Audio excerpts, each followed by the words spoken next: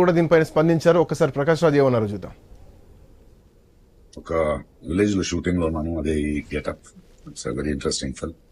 ఇక్కడ ఉన్నప్పుడు ఇప్పుడే నాకు ఈ ఆన్లైన్ లో మళ్ళీ మీడియాలో ఒక ఆన్లైన్ గేమింగ్ యాప్, దాని గురించి నేను చేసిన ఒక యాడ్ గురించి డిస్కషన్ జరుగుతోంది. అందరినీ ప్రశ్నించి నేను సమాధానం చెప్పాలి కదా, ఎందుకంటే చాలా మంది క్వశ్చన్ చేస్తున్నారు మీరు ఎలా చేస్తారని.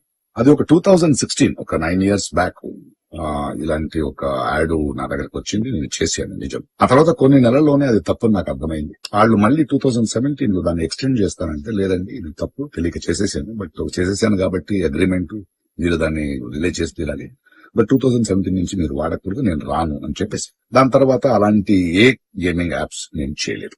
2021 లో కూడా ఆ కంపెనీ ఇంకో కంపెనీకి అమ్మేసి వాళ్ళు దాన్ని ఏదో సోషల్ మీడియా ప్లాట్ఫామ్ లో యూజ్ చేస్తే, నేను వాళ్ళకి నోటీసులు, వాళ్ళకి ఈమెయిల్, మళ్ళీ వాట్సాప్ లో పంపించి, లేదండి ఇందులో నేను లేను, ఇది చేయకూడదు, కాంట్రాక్ట్ అయిపోయింది, ఇది తప్పు అని కూడా చెప్పాను. వాళ్ళు ఆపేశారు.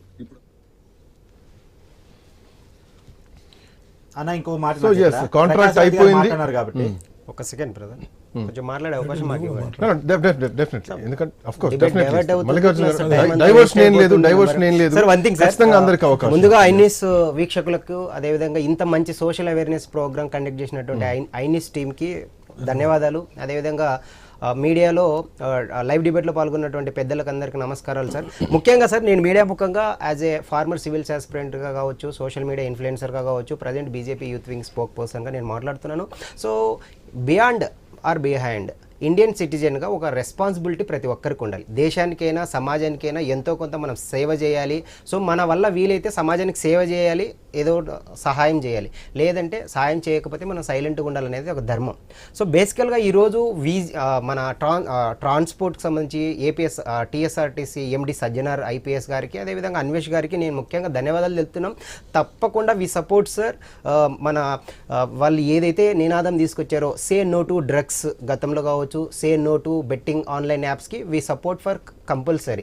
So first of all illegal online betting apps తీసుకుంటే this is purely illegal activities. So as per Indian constitution, rule of law article 14 కావచ్చు, వాట్ ఎవర్ అదర్ యాక్టివిటీస్, ఏదైనా కూడా నేరం నేరమే, చట్టం తన పని తాను చేసుకుంటూ పోతుంది. నేను ముఖ్యంగా ఒకటి అడుగుతున్నాను, ఇందాక ఒకటి చూసాం ప్రకాష్ రాజ్ గారి యాక్టింగ్ గురించి. సో ఎప్పుడు మన మిత్రులు అన్నట్లు కూడా ప్రస్తుతం 2014 నుంచి 2024 వరకు మన దేశ యొక్క ఆర్థిక వ్యవస్థ టాప్ 11 నుంచి టాప్ 5, భవిష్యత్తులో టాప్ 3, టాప్ 1 ఫ్రంట్ రన్లోకి వెళ్ళబోతుంది. అదేవిధంగా young India, digital India, skill India అనేది ఉంది. సో ఇది ఒక anti elements like naxalism, terrorism, financial terrorism, what ever something. So ఇలాంటి సిచ్యువేషన్స్లో ఉన్నప్పుడు ఈరోజు వ్యంగ్యంగా ప్రతి చోట ఐఎమ్ ఆస్కింగ్ అని వ్యంగ్యంగా ట్వీట్లు పెట్టేటువంటి ప్రకాష్ రాజ్ గారికి ఈరోజు నేను అదేవిధంగా యాంకర్ శ్యామల గారికి కూడా నేను మీడియా ముఖంగా ప్రశ్నిస్తున్నాం.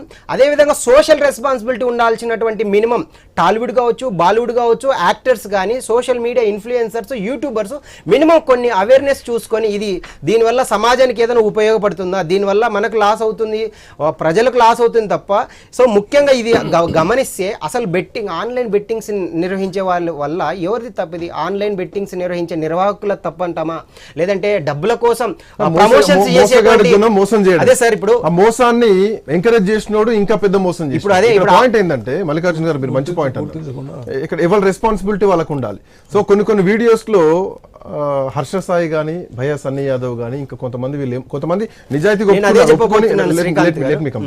నిజాయితీగా ఒప్పుకొని మేము తప్పు చేసాం, మేము సజ్జనర్ గారి మాటలు విన్నాం, వస్తున్న రెస్పాన్స్ చూసాం, వేర్ అక్సెప్టింగ్ అవర్ మిస్టేక్ అన్నారు. కొంతమంది పిఎస్కి వెళ్ళారు, అటెండ్ అయ్యి స్టేట్మెంట్ రికార్డ్ చేసుకున్నారు, మాకు డబ్బులు వచ్చినాయని చెప్పేసి. బట్ ఇంకో థింగ్ ఏంటంటే, యూట్యూబ్ లో మాకు రెవెన్యూ తగ్గిపోయింది, మరి మేము లక్షల రూపాయలు ఖర్చు పెట్టి దేశం మొత్తం, ప్రపంచం మొత్తం తిరగాలి, బండి ఖర్చులు అవుతాయి. సో 5-6 లక్షల రూపాయల ఖర్చులు నెలకు వస్తూ ఉంటాయి. మాకు యూట్యూబ్ నుంచి 1-2 లక్షలు వస్తే మాకు డబ్బులు సరిపోవు కాబట్టి మేము బెట్టింగ్ చేస్తున్నాం. ఇంకొకటి ఏంటంటే, నేను చేయకపోతే ఇంకోటి తప్పు చేస్తాడు, అదేదో నేనే చేస్తే అయిపోతుంది అని చెప్పేసి దేశ సేవ చేసినట్టు ఫీల్ అవుతున్నారు. అదే సార్, ఇక్కడ నేను ఒకటే అడుగుతున్నాను. ఇందాక ప్రకాష్ రాజ్ గారి ఎలిమెంట్ టాపిక్ వచ్చింది కాబట్టి, ఈ రోజు ప్రకాష్ రాజ్ గారు లాంటి ప్రముఖ నటులు సో దేశంలో జరుగుతున్నటువంటి అభివృద్ధి మీద, వృద్ధి మీద వ్యంగ్యంగా ట్వీట్లు చేసి ఐఎమ్ ఆస్కింగ్ అని చెప్పి ట్వీట్లు ఇచ్చేటువంటి ప్రకాష్ రాజ్ గారికి, అదేవిధంగా మిగతా యాంకర్ శ్యామల కావచ్చు, మిగతా వాళ్ళకందరికీ నేను ఒక ఇన్ఫ్లుయెన్స్ పర్సన్గా కావచ్చు, లేదంటే మన ఇండియన్ సిటిజన్గా నేను ఒకటే ప్రశ్నిస్తున్నాను సార్.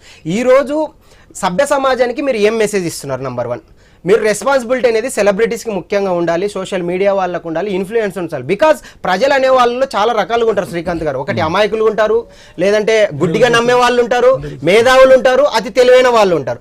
దే కెన్ అంటే ఈజీలీ సోషల్ మీడియా ఇన్ఫ్లుయెన్సర్స్ కానీ యూట్యూబర్స్ కి ఈజీగా ఫాలోవర్స్ ఉంటారు. వాళ్ళు ఏది చెప్తే అది వాళ్ళు గుడ్డిగా నమ్ముతారు. వీళ్ళని నమ్మడం వల్ల ఆ పబ్లిక్ ఈజీగా డౌన్లోడ్ చేసుకోవడము, తర్వాత వెంటనే డబ్బులు లాస్ అవ్వడము, వెంటనే ఆన్లైన్ మోసాలలో యాప్స్ కూడా రిమూవ్ చేయడము, మళ్ళీ కొత్తగా క్రియేట్ చేయడం, ఇలాంటివి జరుగుతున్నాయి. ఇప్పుడు ఏదో మేము తప్పు చేసాము, మేము అగ్రిమెంట్ రద్దు చేసుకున్నాము, మమ్మల్ని క్షమించండి చెప్తే మంచి చెప్తే వింటారు. సో ఇది కూడా అదే, మామూడు ఏదో చెప్తున్నాడు కదా రూపాయి ఇస్తే ఉన్నటువంటి ఒక నమ్మకంతో గుడ్డిగా వాళ్ళు వెళ్తా ఉంటారు. నేను ఒక్కటి సార్, ఈ రోజు ప్రకాష్ రాజ్ గారు ఈ రోజు నాకు వాటికి సంబంధం లేదు, అగ్రిమెంట్ నేను రద్దు చేసుకున్నాను చెప్తున్నారు. కనీసం ఇప్పటికైనా బాధ్యతగా ఎవరు కూడా ఇలాంటి డిబేట్స్ అంటే ఇలాంటి యాడ్స్ కానీ ఆన్లైన్ బెట్టింగ్స్ కానీ ఎంకరేజ్ చేయొద్దని అని చెప్పేసి చెప్పట్లేదు. అంటే గతంలో మేము చేసాము, మమ్మల్ని క్షమించండి అని చెప్తున్నారు. 2016లో చేసినవా, 2014లో చేసినవా, 1990లో చేసినవా కాదు. తప్పు తప్పే, నేరం నేరమే. ఒక కాంట్రాక్ట్ అయిపోయింది, దానికి నాకు సంబంధం లేదంటే కాదు. దాని వెనకాల ఇందాక మీరు అన్నట్టు అటువంటి బి యాడ్ చేసినటువంటి పరిస్థితి వస్తే, చనిపోయిన వాళ్ళు ఎవరెవరు ఉన్నారు బాధితులను బయటకు వస్తే ఈ కేసు ఇన్వాల్వ్మెంట్ కావాల్సినటువంటి అవసరం ఉంది. పోలీస్ అధికారి గారు చెప్పారు, మనీ లాండరింగ్, హవాలా ఇవన్నీ పెరుగుతున్నాయి, నక్సలిజం, టెర్రరిజం కూడా ఇవన్నీ పెరిగిపోవడానికి కారణం కూడా ఆన్లైన్ బెట్టింగ్ యాప్స్. ఖచ్చితంగా కేంద్ర ప్రభుత్వం ఇట్లాంటి రక్షణాత్మక